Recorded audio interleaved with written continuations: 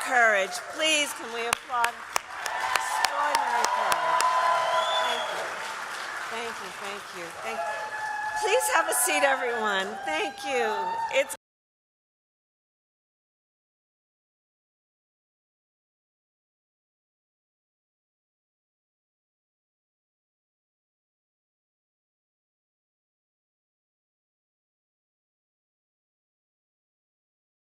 Thank you, thank you, thank you, thank you, thank you. I appreciate it. Thank you so very much.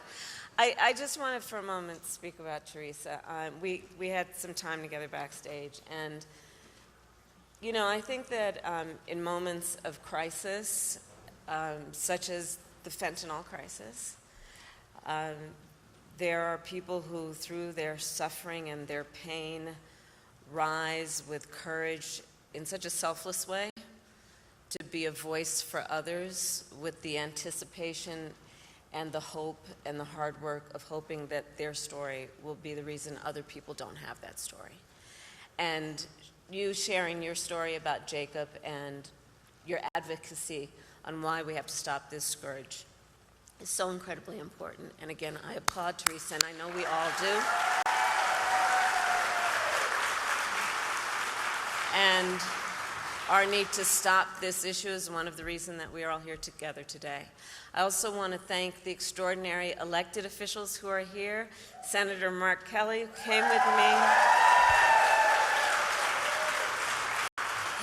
And his extraordinary wife, Gabby Giffords, traveled with me from Washington, D.C. to be here. And Senator Kelly has been talking with me for quite some time about the importance of this visit. And so I thank you in front of all of our friends for your work.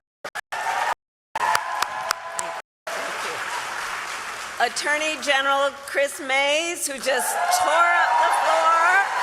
She is, you know, one of, I'm going to talk a bit about it in a minute, but some of the work that I have done in my career as Attorney General, and watching her do the work that she has done as Attorney General really does emphasize the importance of having the right leader at the right time, in the right place, and that's who she is. Mayor Hewish, I thank you for the warm welcome. We've spent some time together. You've shared with me the needs of your community, and I thank you for your leadership as well. And to all the elected and community leaders here today, thank you for taking the time out of your busy lives to be here this afternoon. Before I begin, I do want to say a few words about Hurricane Helene. I spoke this morning with our FEMA Administrator, Chris Well, and President Biden and I, of course, will continue to monitor the situation closely. We have mobilized more than 1,500 federal personnel to support those communities that have been impacted. We have food, water, and generators that are ready for deployment. And we are working to restore power for millions of people who currently are experiencing outages. And I just want to stress, and for the press that is here, to those who are watching, the storm continues to be dangerous and deadly, and lives have been lost, and the risk of flooding still remains high. So I continue to urge everyone to please continue to follow guidance from your local officials until we get past this moment. So thank you all. And now I'll speak about, in particular, the people who are here today and why we are gathered here together today. So Arizona, I think you all know, and this is why you are here, there are consequential issues at stake in this election. And one is the security of our border. The United States is a sovereign nation, and I believe we have a duty to set rules at our border and to enforce them. And I take that responsibility very seriously. We are also a nation of immigrants. The United States has been enriched by generations of people who have come from every corner of the world to contribute to our country and to become part of the American story. And so we must reform our immigration system to ensure that it works in an orderly way, that it is humane, and that it makes our country stronger.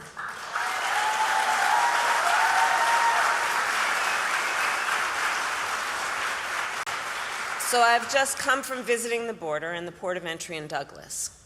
I spoke with dedicated agents from Border Patrol and Customs officers who every day see the overflow of commercial traffic through the port. These men and women who work there and at other places along our southern border help keep our nation secure. And they need more resources to do their jobs, which is why we have and are in the process of investing $500 million to modernize and expand the port of entry here in Douglas.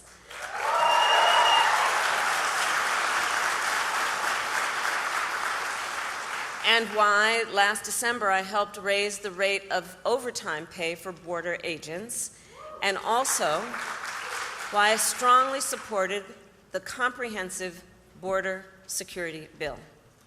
Written last year, as you know, by a bipartisan group of senators, including one of the most conservative members of the United States Congress. That bill would have hired 1,500 more border agents and officers.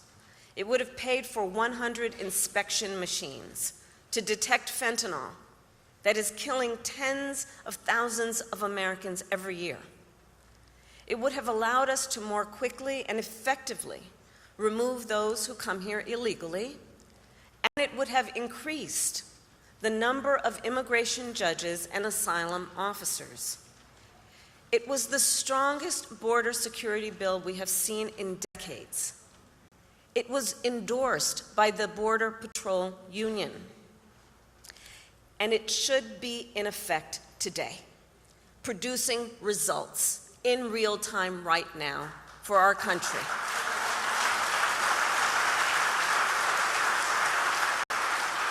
But Donald Trump tanked it. He picked up the phone and called some friends in Congress and said, stop the bill. Because you see, he prefers to run on a problem instead of fixing a problem. And the American people deserve a president who cares more about border security than playing political games and their personal political future.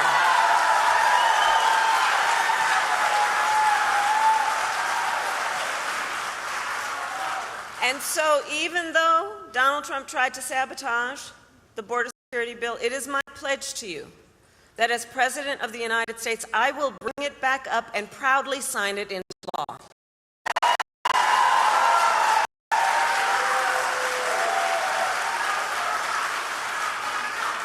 And let me say, the issue of border security is not a new issue to me. I was Attorney General of a border state for 2 terms. I saw the violence and chaos that transnational criminal organizations cause, and the heartbreak and loss from the spread of their illicit drugs. I walked through tunnels that traffickers used to smuggle contraband into the United States. I've seen tunnels with walls as smooth as the walls of your living room, complete with lighting and air conditioning, making very clear that it is about an enterprise that is making a whole lot of money in the trafficking of guns, drugs, and human beings. And my knowledge on how they work comes from the fact that I have prosecuted transnational criminal organizations who traffic in guns, drugs, and human beings. My team and I broke up a heroin trafficking ring in the Bay Area with ties to Mexican cartels. We took down a gang working with the Sinaloa cartel to traffic methamphetamine into the United States. We seized millions of dollars worth of cocaine from the Guadalajara cartel and broke up a drug trafficking operation including pill mills and so-called recovery centers that were pushing opioids with deadly results. As Attorney General of California, it was 10 years ago that I brought a bipartisan group of American attorneys general and led that group to travel to Mexico City to meet with Mexican attorneys general to address this issue, and in particular to increase intelligence sharing on gang activity, all of which allowed us to prosecute more human traffickers. And I started, as Attorney General, the first comprehensive report in the state of California analyzing transnational criminal organizations and the threats they pose to public safety and to the economy. So stopping transnational criminal organizations and strengthening our border is not new to me, and it is a long-standing priority of mine. I have done that work, and I will continue to treat it as a priority when I am elected President of the United States.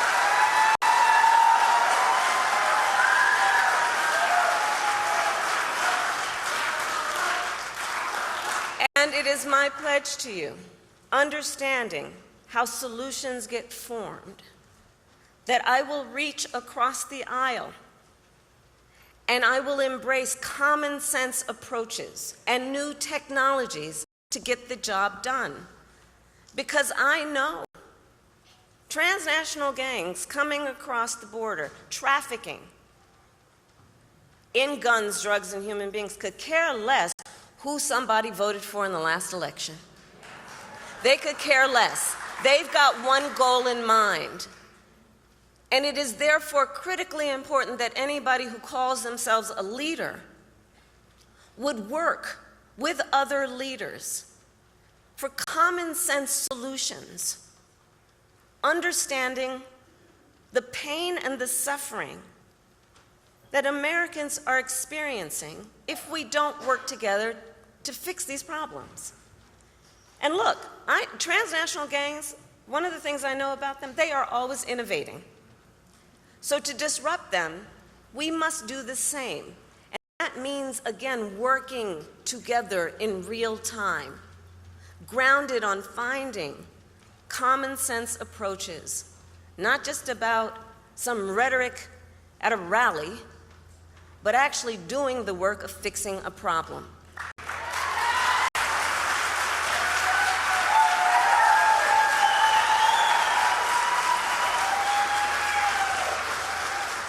And as president, I won't only bring back the border security bill that Donald Trump tanked, I will do more to secure our border.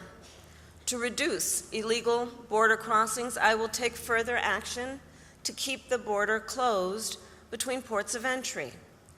Those who cross our borders unlawfully will be apprehended and removed and barred from re-entering for 5 years. We will pursue more severe criminal charges against repeat violators. And if someone does not make an asylum request at a legal point of entry and instead crosses our border unlawfully, they will be barred from receiving asylum. While we understand that many people are desperate to migrate to the United States, our system must be orderly and secure.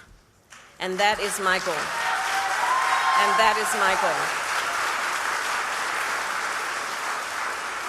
Securing our border also means addressing the flow of fentanyl into our communities. Fentanyl is a scourge on our country.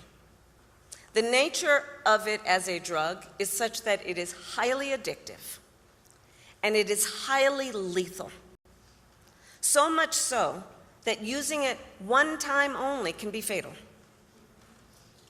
I have met far too many families, parents, loved ones who have lost a family member, a child, to fentanyl.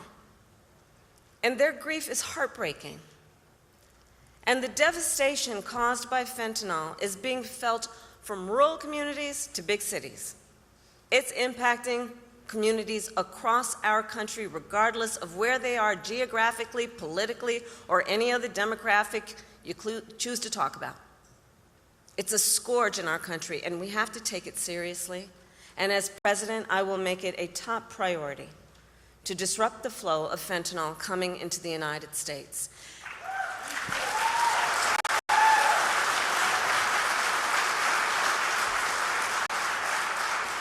And I know everyone here understands that most of the fentanyl in America comes from two cartels based in Mexico. Most often, they are smuggling it through vehicles at legal ports of entry like the one I visited today. The fact is, border officers don't have enough resources and are only able to search a fraction of the vehicles that pass through their checkpoints. This is unacceptable. They need the resources to do their jobs. And as we could have done with that border security bill, I will surge support to law enforcement agencies on the front lines, more personnel, more training, and more technology, including 100 new inspection systems that can detect fentanyl hidden in vehicles. And we will make sure that our ports of entry, including airports and seaports, have additional state-of-the-art technology to detect fentanyl and the chemical tools used to make it. I will also double the resources for the Department of Justice to extradite and prosecute transnational criminal organizations and the cartels. Yes.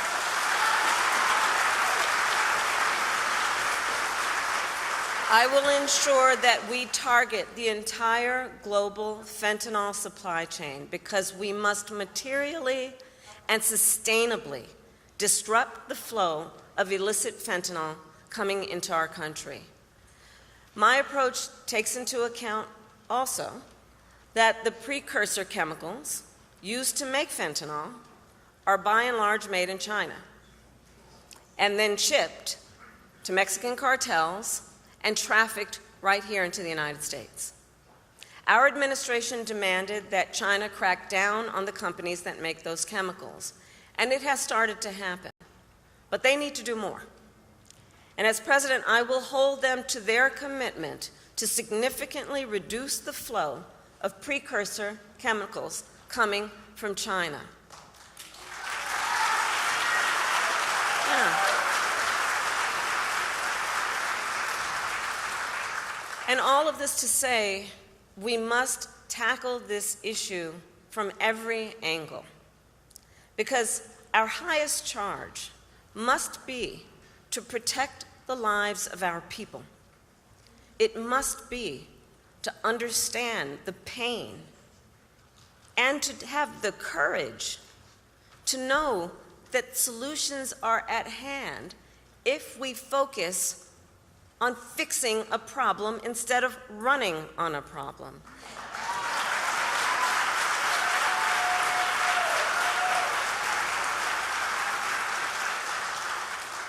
And on this issue, writ large, we must ensure that our country remains strong and competitive, which includes fixing our broken immigration system. And let me be clear, I reject the false choice. I reject the false choice that suggests we must either choose between securing our border or creating a system of immigration that is safe, orderly, and humane. We can and we must do both. We must do both.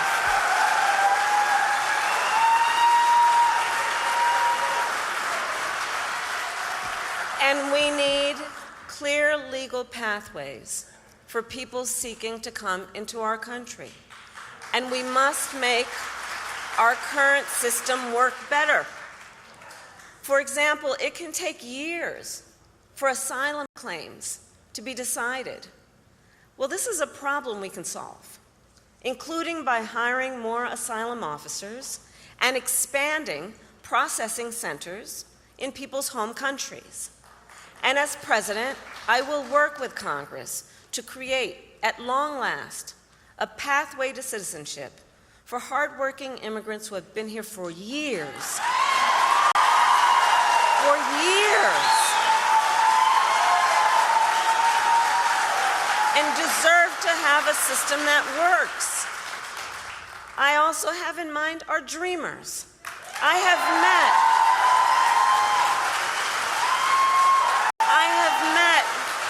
with so many of our dreamers throughout my career. They who have grown up in the United States, were educated here, pay taxes here, serve in our military, and contribute to our communities every day. They are American in every way. But still, they do not have an earned pathway to citizenship. And this problem has gone unsolved at this point now for decades. The same goes for farm workers, who ensure that we have food on our tables and who sustain our agricultural industry. And they too have been in legal limbo for years because politicians have refused to come together to fix our broken immigration system. Well, as president, I will put politics aside to fix our immigration system and find solutions to problems which have persisted for far too long. For far too long, we have all known this is not working as it can and as it should. And so, as I said at the beginning, these issues are highly consequential for our nation. And the contrast in this election is clear. It is a choice between common sense solutions and the same old political games. In the 4 years that Donald Trump was president, he did nothing to fix our broken immigration system. He did not solve the shortage of immigration judges. He did not solve the shortage of border agents. He did not create lawful pathways into our nation. He did nothing to address an outdated asylum system and did not work with other governments in our hemisphere to deal with what clearly is also a regional challenge. As overdoses went up during his presidency, he fought to slash funding for the fight against fentanyl. And what did he do instead? Well, let's talk about that. He separated families. He ripped toddlers out of their mothers' arms, put children in cages, and tried to end protections for dreamers. He made the challenges at the border worse. And he is still fanning the flames of fear and division. And let me be clear, that is not the work of a leader. That is not the work of a leader. And that is, in fact, I think we all believe, an abdication of leadership.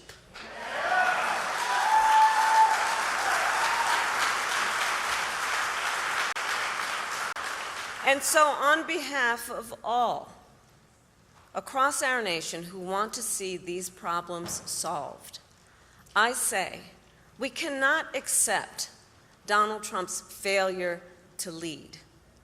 We should not permit scapegoating instead of solutions. And let's see what's happening. Let's not permit scapegoating instead of solutions, or rhetoric instead of results. As your president, I will protect our nation's sovereignty, secure our border, and work to fix our broken system of immigration. And I will partner with Democrats, Republicans, and independents to do it.